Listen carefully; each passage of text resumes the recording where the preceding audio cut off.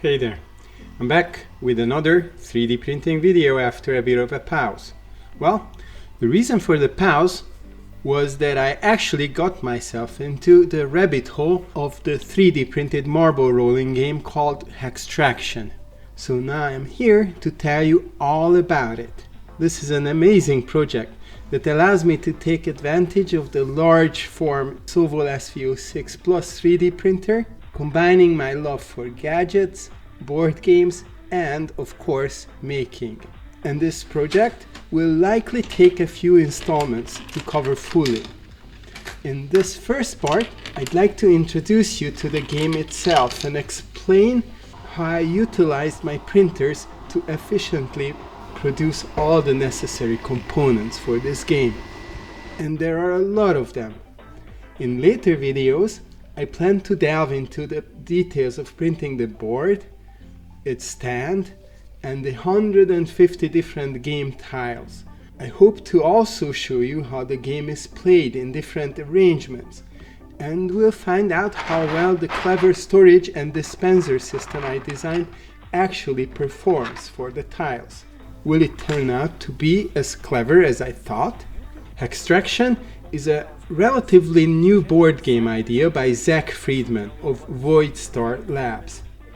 For all the information, watch his amazingly detailed video and read his website. In short, Hextraction is a fairly straightforward, easy to explain game that can be played by 2 or more players, though there are even solitaire rules for single players. You take turns placing your tiles on a sloping board, building a system of tracks and rolling marbles, steel balls, and each player aiming to be the first to reach the end zone.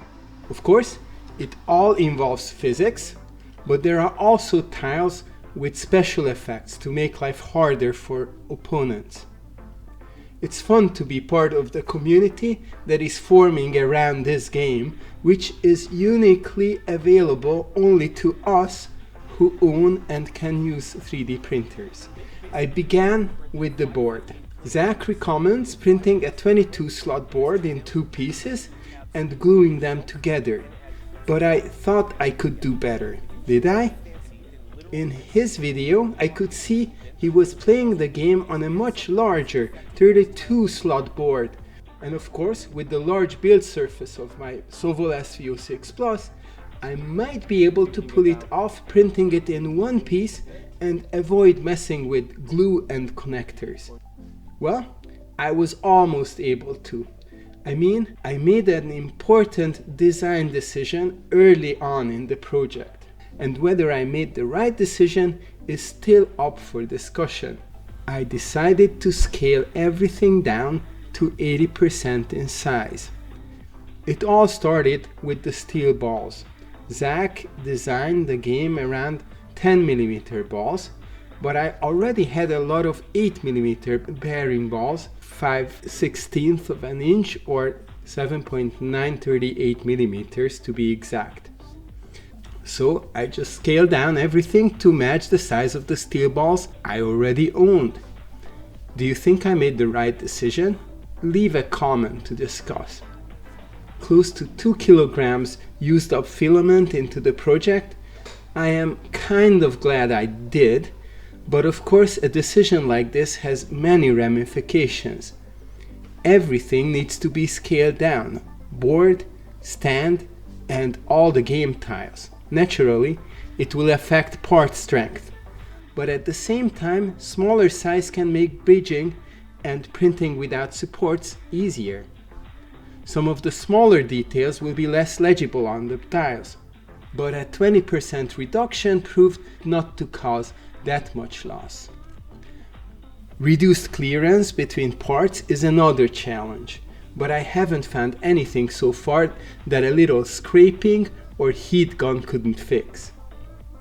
Some tiles utilize pieces of 1.75mm filament. I replaced them with self-designed printed arcs in the red hot steel ball tile and increased the holes in the pachinko tile, though this workaround might need to be revised with the use of maybe paper clipper wires instead, since the relatively thicker filament pegs leave less room for the balls and they get stuck sometimes.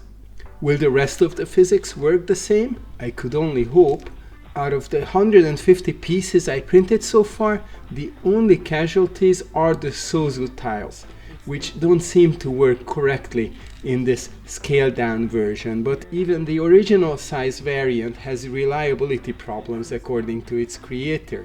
I found the airlock effects tile to be a good alternative for these. And the elephant in the room, of course the biggest issue with my scaling decision is that I won't be able to mix my tiles with others unless I get them also to jump on the 80% bandwagon. So far, I don't know anybody else near me who has the game, and I plan to play the game as it is anyway, just within my group of friends and relatives. For us, this is now the standard size. A welcome consequence of the scale down idea was, however, that I could print this larger 32 slot board in one piece on the 300 by 300 millimeter print bed of my SV06 Plus. Originally, I planned to print a fancy gutter variant, but when I realized the gutter pieces all need to be glued to the bottom one by one, I changed my mind. There has to be a better solution than gluing. I love that Zach included the step models for many of the parts, so I could use Fusion 360 to combine multiple 15 and 7 slot plates into the 532 plate I could then print. It's not as simple as it seems though, since you have to space the parts with the clearances, which were intended for physical assembly, and fill those gaps before exporting to the slicer. I made available the complete one-piece plate model on thangs.com, link in the description. And while you're there, please don't forget to hit the like button. Your support will not only help expand the Sovo printing community, but also contribute to the growth of the Hextraction gaming community. And if you're a member of either, be sure to subscribe as well, as I have more exciting content planned for both topics in the future. Your likes, comments, and subscriptions mean a lot and encourage me to continue creating engaging content. I wasn't happy with the basic legs at all.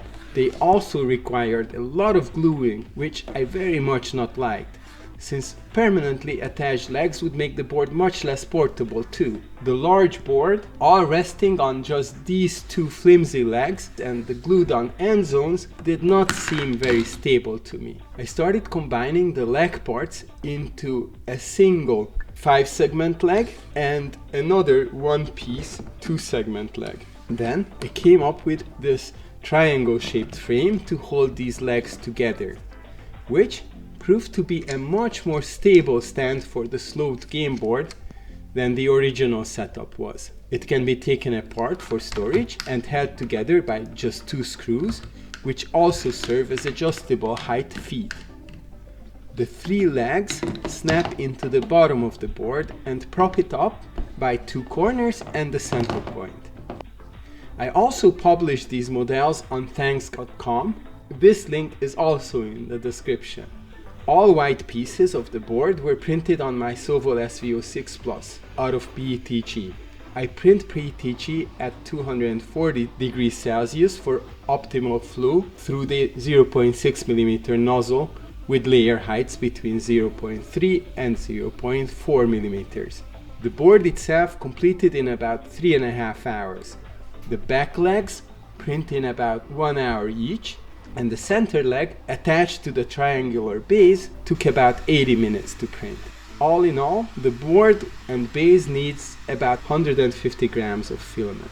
The blue on-ramps and landing areas were printed on my other mystery printer out of PLA. I will be able to talk more about this new Sovo printer soon. For now, let me just say, when I need size and strength, I use my SV06 Plus with the larger nozzle, but for every other task, this mystery printer proved to be a much better choice. Be sure to subscribe to hear all about it as soon as the reviews embargo lifts. I will talk more about the gameplay in the next video. Hextraction not only looks pretty, but it is an exciting game for big and small. As you can imagine, printing all the various game pieces was also a lot of fun, but since I mostly used my mystery printer for it, that video can only come a little later. Stay tuned.